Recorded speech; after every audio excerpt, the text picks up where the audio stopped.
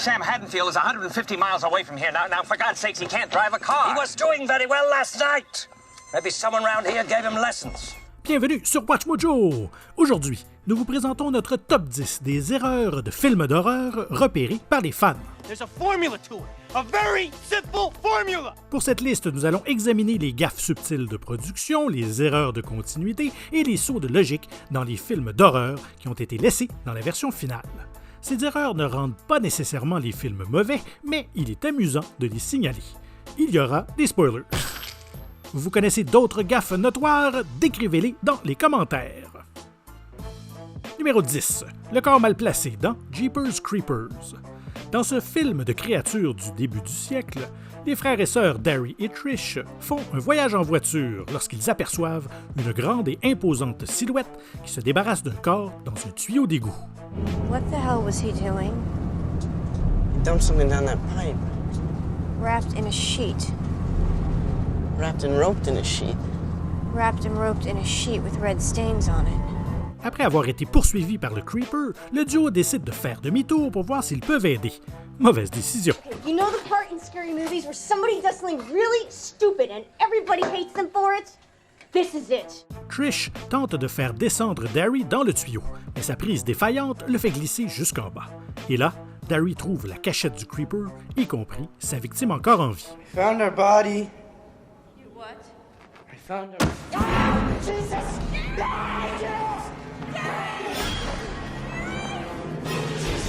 Le problème, c'est que bien qu'il soit passé par le même toboggan, le corps se trouve à plusieurs mètres de l'endroit où Darry a lui-même atterri. Une téléportation bien mystérieuse.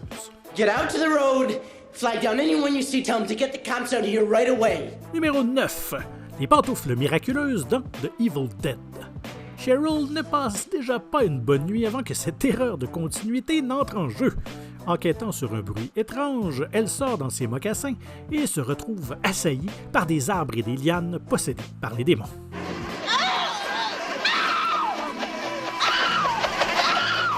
Elle est ensuite poursuivie dans la nuit par une force démoniaque.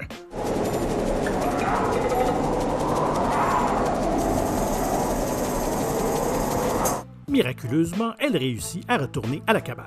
Encore plus miraculeusement, elle a réussi à garder ses mocassins pendant tout ce temps. Cependant, entre les plans où elle monte les marches du porche et cherche la clé cachée, ils ont soudainement disparu. Non seulement cela, mais ses pieds sont incroyablement sales, comme si les mocassins avaient glissé il y a longtemps plutôt que dans les dernières secondes.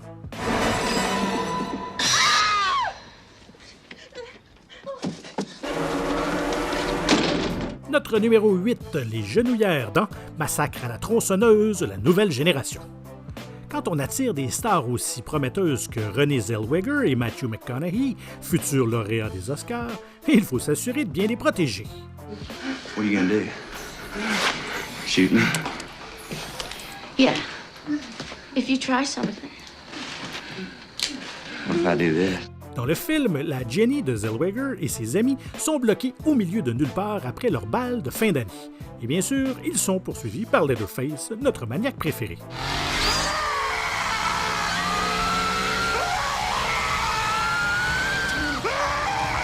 Jenny parvient à échapper aux griffes sadiques de la famille et à se frayer un chemin jusqu'à une voiture. Désespérée, elle grimpe sur le capot pour atteindre le côté conducteur. Mais sa robe fait en sorte qu'on voit les genouillères approuvées par la production pour une telle cascade. Mais bon, peut-être qu'elle avait un match sportif quelconque juste avant le bal et qu'elle a oublié de les enlever. Au numéro 7, l'historique de conversation dans Unfriended. Ce n'est pas un chef-d'œuvre, mais Unfriended est quand même un film d'horreur assez ingénieux, car sa présentation strictement sur écran oblige le spectateur à être très attentif. Malheureusement, cette attention augmente aussi les chances qu'il puisse voir des erreurs à l'écran. Guys, who is this? I don't know. Was here the whole time? Ken, you said it was just a glitch. Well, the glitch just typed! Au début du film, 6 lycéens commencent à être hantés sur Skype par le fantôme de leur camarade de classe décédé. Après avoir raccroché, Mitch envoie un message à sa petite amie Blair à propos d'une communication inquiétante qu'il a reçue. Après qu'ils aient tous deux reçu un message supplémentaire, elle va sur d'autres applications. Lorsqu'elle revient, les 2 derniers messages ont soudainement disparu et ils reprennent la conversation du milieu.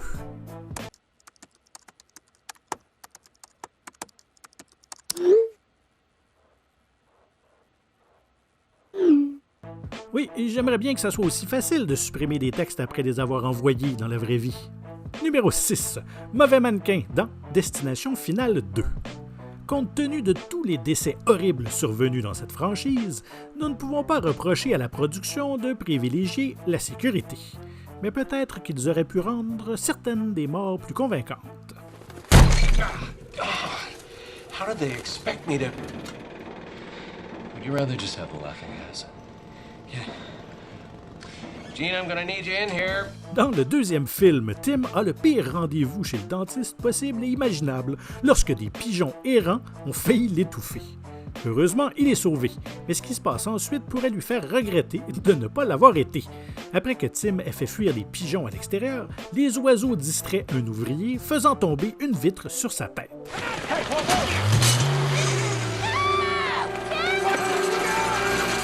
C'est une mort assez solide, mais peut-être moins quand on remarque que le mannequin ne ressemble en rien à un être humain réel. Numéro 5. Les hydrauliques dans Les Dents de la Mer 2. Même s'il est faux, le requin du premier film nous a toujours fait passer l'envie d'aller à la plage, du moins pendant un certain temps. Le requin dans la suite, un peu moins. Et c'est dû en partie à un malheureux coup d'œil derrière le rideau.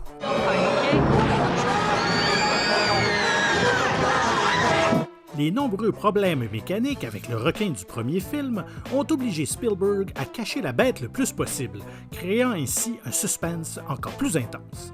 Dans le second film, ils ont décidé de renoncer à toute timidité pour le montrer dans toute sa gloire dentée. Sauf que les 300 dents n'ont pas suffi à masquer le système hydraulique très évident qui se trouve à l'intérieur de la bouche. Je sais qu'on dit qu'il n'y a pas de poisson sans arête, mais quand les arêtes sont mécaniques, ce n'est pas aussi épeurant.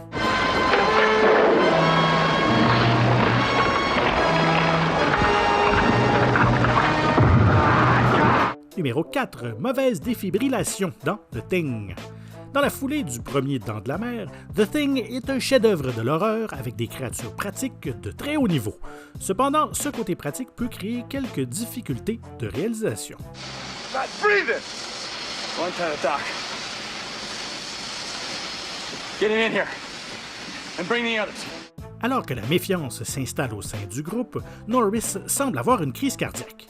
Copper tente rapidement de faire repartir son cœur, ignorant que Norris a été assimilé par la chose. Après le choc, le torse de Norris s'ouvre et mord les bras de Copper dans une des meilleures frayeurs du film. Le trou pour faire passer les mains a dû être construit autour de l'abdomen, car plus proche n'aurait pas permis de voir sa tête. Malheureusement, cela signifie que Cooper, un médecin supposément qualifié, avait l'air d'essayer de lui faire repartir les intestins. Numéro 3. Clé en main dans Halloween. Réalisé pour un peu plus de 300 000 $, Halloween de John Carpenter est devenu le film d'horreur par excellence, rapportant plus de 60 millions en 1978. Mais avec un tel budget, il faut faire preuve de beaucoup de créativité. Are there any special instructions? Just try to understand what we're dealing with here. Don't underestimate it.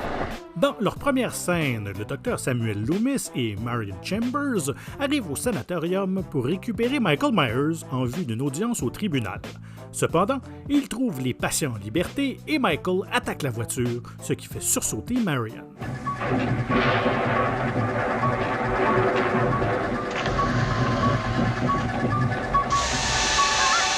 À un moment donné, Michael brise la vitre à main nue, mais en regardant de plus près, on voit clairement une clé à molette attachée à sa main.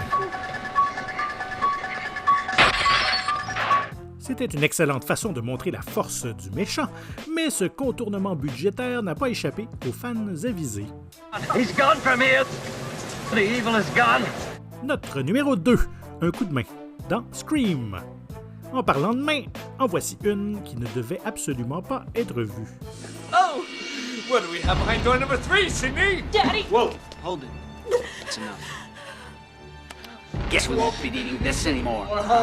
Vers la fin du premier Scream, les tueurs Billy Loomis et Stu Maker révèlent qu'ils ont capturé Neil, le père de Sidney.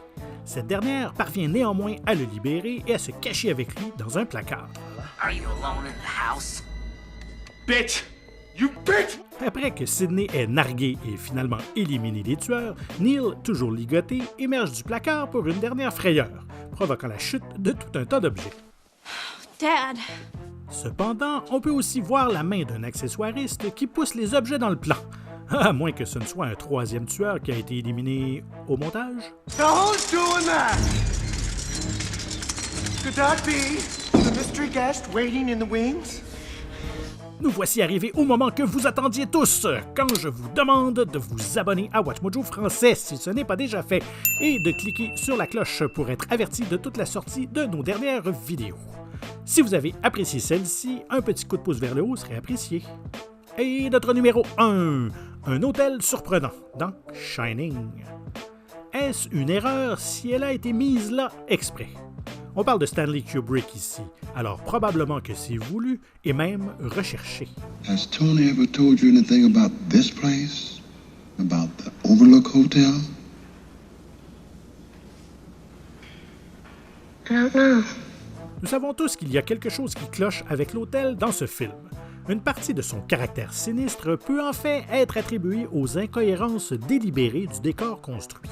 Par exemple, la disposition de plusieurs pièces est impossible, tout comme la fenêtre du bureau de Stuart Ullman qui se trouve au milieu du bâtiment. And this site was chosen for its seclusion and scenic beauty. Well, it's certainly got plenty of that. That's right. Dans une autre scène, le motif de la moquette change de direction entre deux plans. The pathway that the ball took, rolling down towards Danny, is gone now. It's no longer there because it's reversed, and you get a sense of a closure. Now the hexagon is closed. It's almost like he's been closed in. Dans n'importe quel autre film, cela pourrait être considéré comme de la négligence, mais ici, ça crée magistralement un sentiment inconscient de malaise chez le spectateur. Wendy, I'm home. Êtes-vous d'accord avec nos choix? Avez-vous apprécié cette vidéo? Faites-nous le savoir dans les commentaires et n'hésitez pas à regarder ces autres excellentes productions de WatchMojo. Merci et à bientôt!